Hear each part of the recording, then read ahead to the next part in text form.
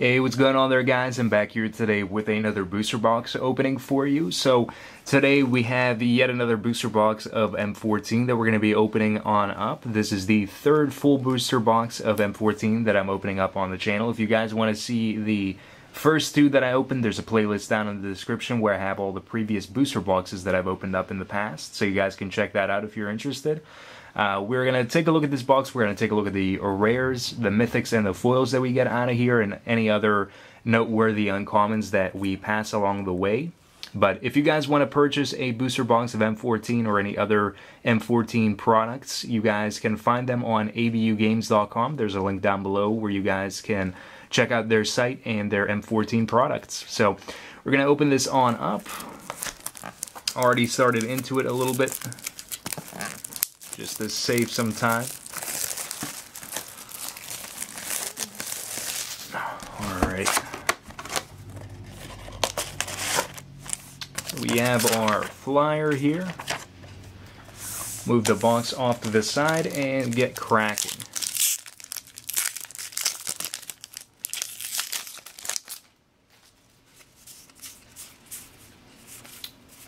So we have a Seraph of the Sword, 3/3 for 4, flying, prevent all combat damage that would be dealt to it. And we have a Foil Academy Raider.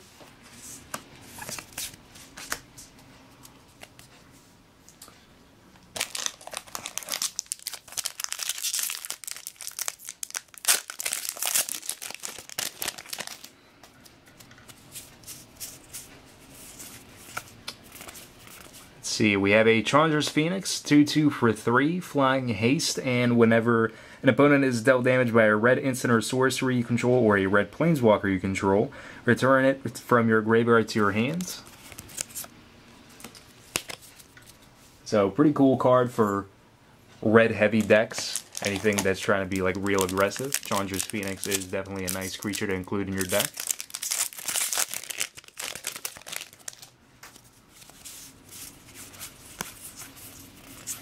We have Vastwood Hydra, 0/0 for X amount of mana, double green, enters the battlefield with X +1/+1 counters, and whenever it dies you can distribute the +1/+1 counters on him to any number of +1, or any number of the +1/+1 counters to any number of creatures you control.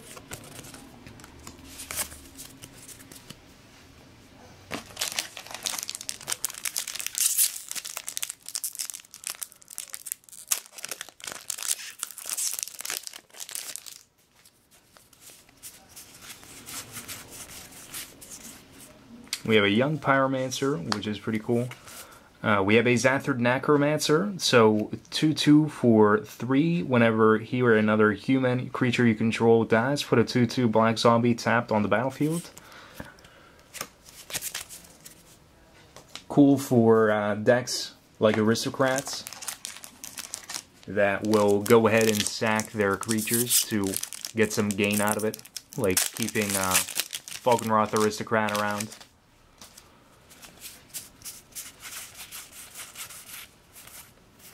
We have Planar Cleansing, destroy all non-land permanents for 6.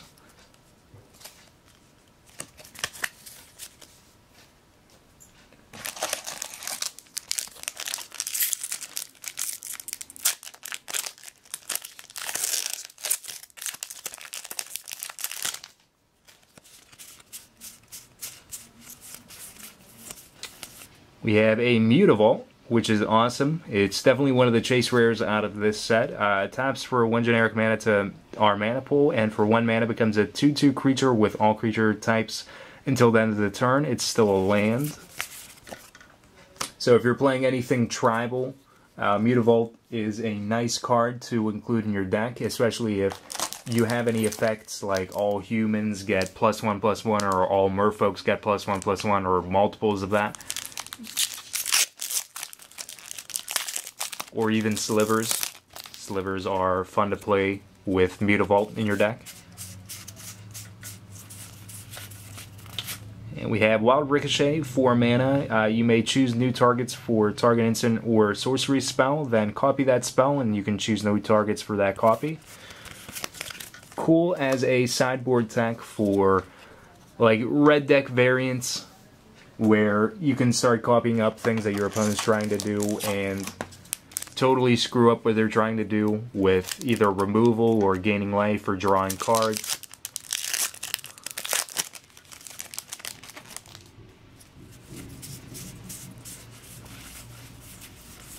We have Mind Sparker, 3/2 for 3 first strike whenever an opponent casts a white or blue instant or sorcery spell. Mind Sparker deals 2 damage to that player. I like it for things like Gruul aggro and red deck wins, where you can have it in your sideboard whenever it comes down to playing against like Esper control, blue-white control, any of those types of decks. Being able to side him in is pretty nice. He deals damage to your opponent if they want to use white or blue instants or sorceries, so they usually have a decent amount of them.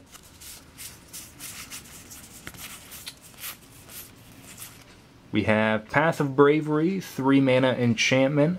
As long as your life total is greater than or equal to your starting life total, creatures you control get +1/+1, and whenever one or more creatures you control attack, you gain life equal to the number of attacking creatures.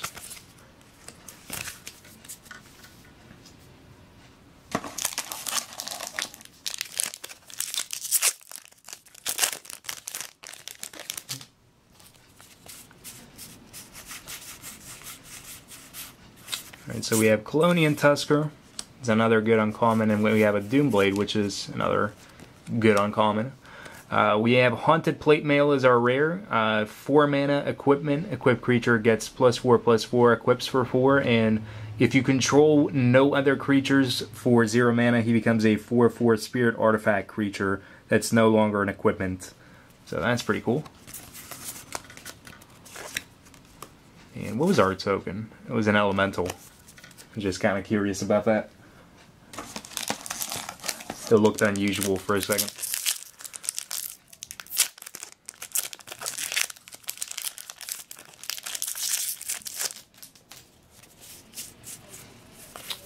Alright, Brave the Elements is another good uncommon. I don't always like pick it up because I've had so many in the past, but Brave the Elements is pretty awesome. We have Bogbrew Witch, 1/3 for 4. 2 mana tap, and search your library for a card named Festering Newt or Bubbling Cauldron. Put it on the battlefield tap, then shuffle your library.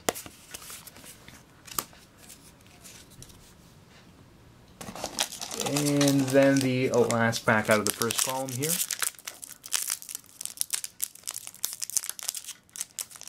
I can just get it open. Alright.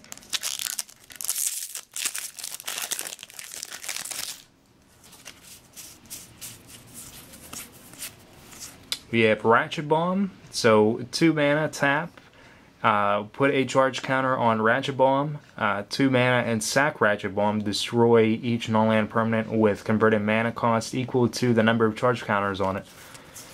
Ratchet Bomb, awesome reprint from Scars of Mirrodin. Saw a lot of constructed play, and still sees constructed play in formats like Modern.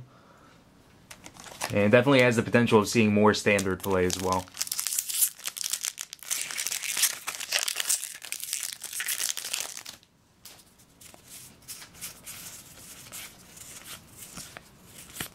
We have Oath of the Ancient Wood, 3 mana enchantment. Whenever it or another enchantment enters the battlefield under your control, you may put a +1/+1 on target creature. So it's something that you want to probably hang on to, because Theros, the next set that's set to come out, is going to be enchantment heavy. It's something that they already talked about and they confirmed that it would be enchantment heavy. So cards that play off of enchantments like a Johnny's Chosen or Oath of the Ancient Wood would definitely be something to hold on to. They're not extremely playable right now, but if for some reason they jump up in price, that'd be awesome that you still have them. We have Elite Arcanist, 1/1 for 4. Enters the battlefield and we can exile an instant from our hand. X amount of mana tap, copy the exiled card. You may pay, or you may cast it without paying its mana cost, and X is the converted mana cost of the card. And we have a foil, Basswood Hydra. So we have a regular one over there, now we have a nice foil one. So we'll put that up there.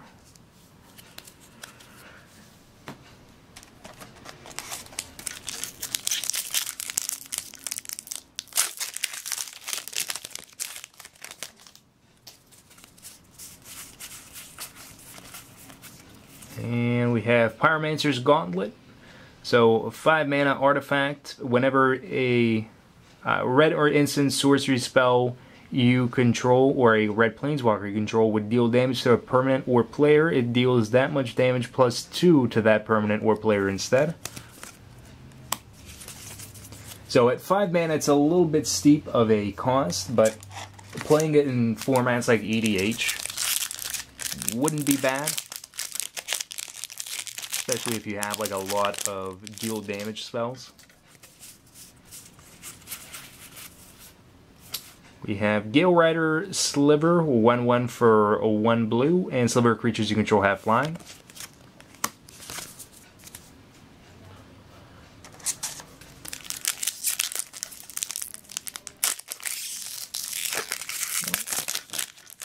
There we go. Didn't want to open.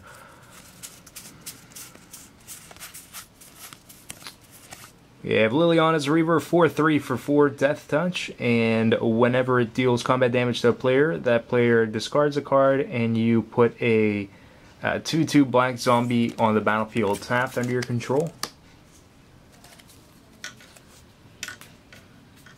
So that's pretty cool.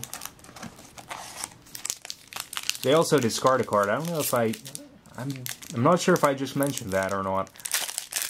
That's another cool thing about Liliana's Reaver, is it forces them to discard as well. I just thought about that for a second. I was like, wait, did I mention that it discards? Shivan Dragon, so 5/5 for 6 flying, and it has fire breathing, so for every 1 red we pay, it gets +1/+0 until the end of the turn.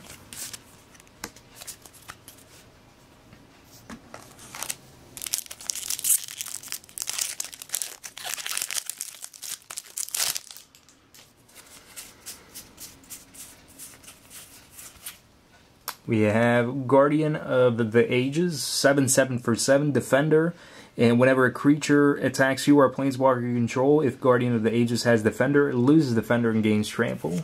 And we have a foil Vial of Poison. Put that up there.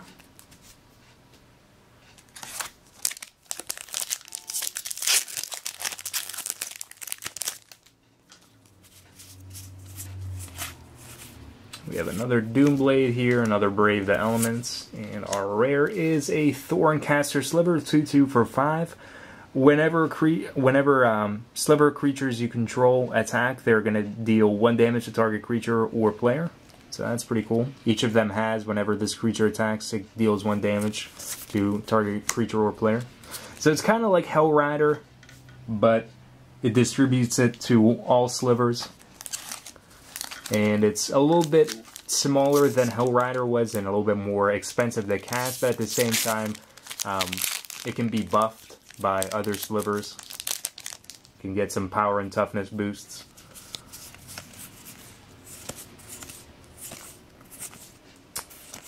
And we have Colossal Whale, so 5/5 for 7 Island Walk, and whenever it attacks, you may exile target creature defending player controls until Colossal Whale leaves the battlefield. And we have a Garrick emblem, so that's pretty cool. I don't always get a lot of those emblems, so it's cool to get one here and there.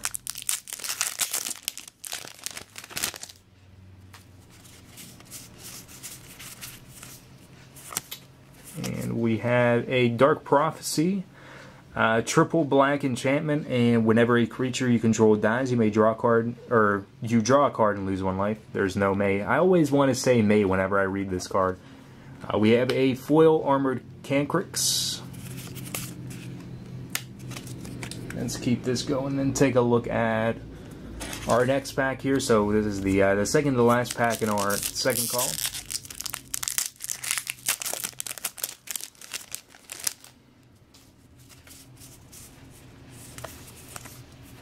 We have Chandra Pyromancer, pretty awesome.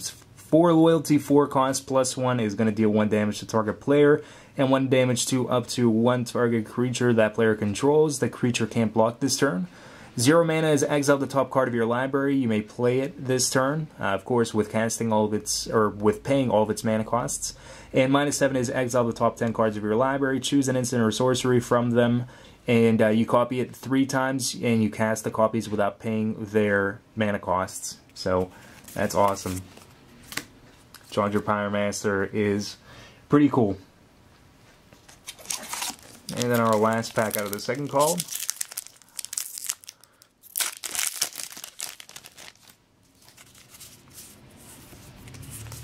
And we have Scavenging Ooze, 2/2 for 2, 1 green, exile target card from a graveyard. If it's a creature card, put a +1/+1 counter on him, and you gain 1 life. And we have a foil Trollhide. So that is awesome. So, just out of the things that we pulled so far, we already have the Scavenging Ooze and the Mutavault, which are the 2 big things that got reprinted in this set. We also have Challenger Pyromancer, so we have some value out of this box already.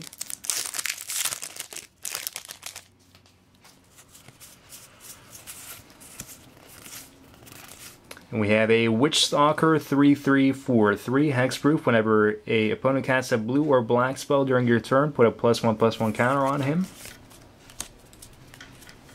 Actually, we'll start that into the next pile here because that's the 3rd column.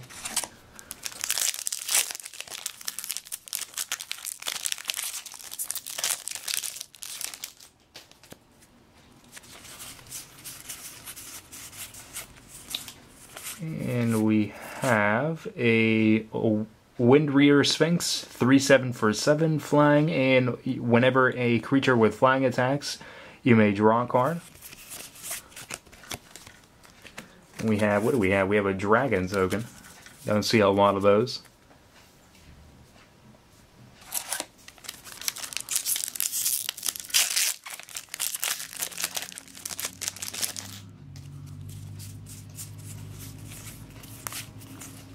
We have Door of Destinies for 4 cost, 4 generic mana. Whenever it enters the battlefield, you choose a creature type. Whenever you cast a spell of the chosen type, put a charge counter on it. And whenever, or not whenever, creatures you control of the chosen type get +1/+1 for each charge counter on Door of Destinies. My mind just like elapsed for a second there. I'm like, what am I reading? What is this? But Door of Destinies is cool for tribal decks.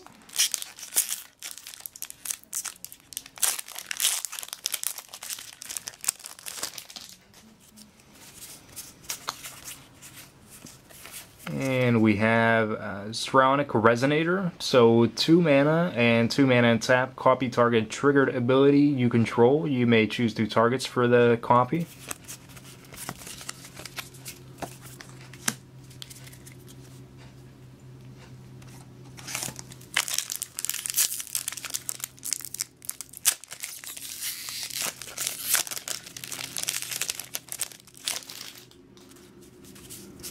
Alright, and we have a Shadowborn Demon, so he's a 5/6 for 5 with flying, and whenever he enters the battlefield, destroy target non-demon creature at the beginning of your upkeep. If there are fewer than 6 creature cards in your grave, sack a creature. And we have a foil Plains, and I have a piece of the wrapper that is just overly attached. Still stuck on me. Nope, still doesn't want to come off. Nope. There we go. Alright. Shadowborn Demon down there. Plains up here. We'll keep going there.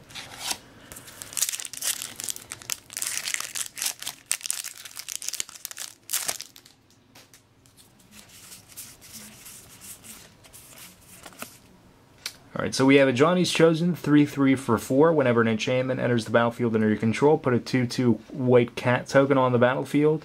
If the enchantment is an R, you may attach it to the token. And we have a foil Millstone.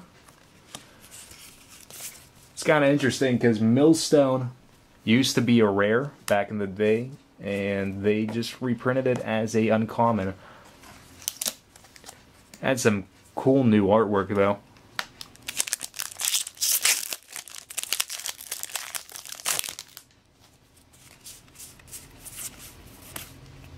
We have Goblin Diplomats, tap, and each creature attacks this turn if able, 2/1 for 2. And another foil plains.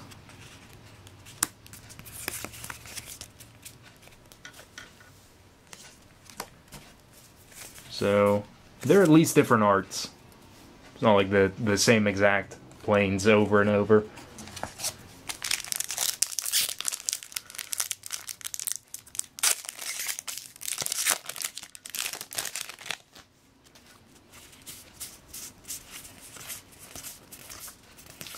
We have Traumatize, sorcery speed, 5 cost, and target player puts the top half of his or her library or rounded down into his or her graveyard.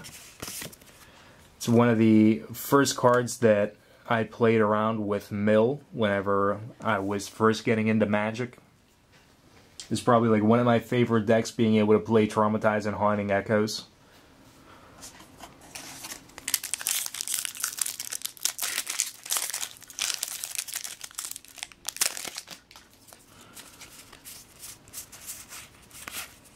And we have Banisher Priest. That's pretty good uncommon for us. And we have Garrick Sword, 7/7 for 7. Trample, play with the top card of your library revealed. And if it's a creature card on top, you can cast it. Of course, again, still paying its mana costs and everything. But being able to play off the top of your deck rather than playing it out of your hand is pretty convenient. Especially if whatever is on top of your deck is better than what you have in your hand at the moment. Another young Pyromancer here. And we have Rise of the Dark Realms, so 9 cost. It's a sorcery, put all creature cards from all graveyards onto the battlefield under your control. It has a really steep mana cost, but at the same time, it's something that like control decks can pull off really late game. And it's also something that you can play around in EDH, especially with like a lot of opponents. Just take all their creatures that are in their grave. It's even more fun if you're using things like Traumatize on an EDH player. Take half of their deck, put it in their grave, and use like Rise of the Dark Realms. We have a Scythe and Sliver, 2/2 for 3. Sliver creatures you control have lifelink. And how many more packs? Is this the last pack? Yes, it is. Alright, so last pack here.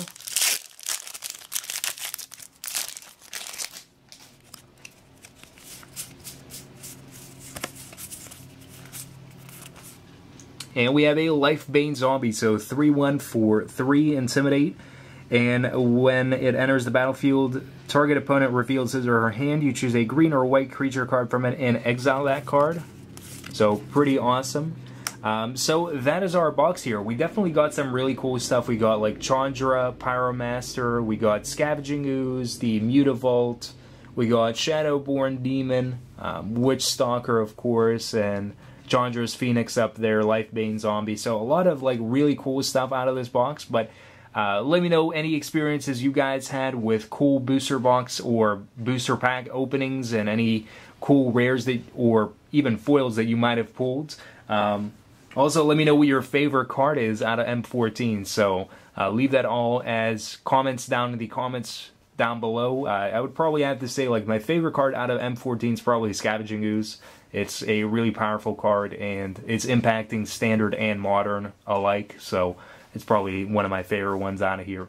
But be sure to check out the playlist down in the description below where I have all the previous sealed products and booster boxes that I've opened up on the channel. And until next time, guys, have yourselves a wonderful, fun-filled Magic the Gathering day.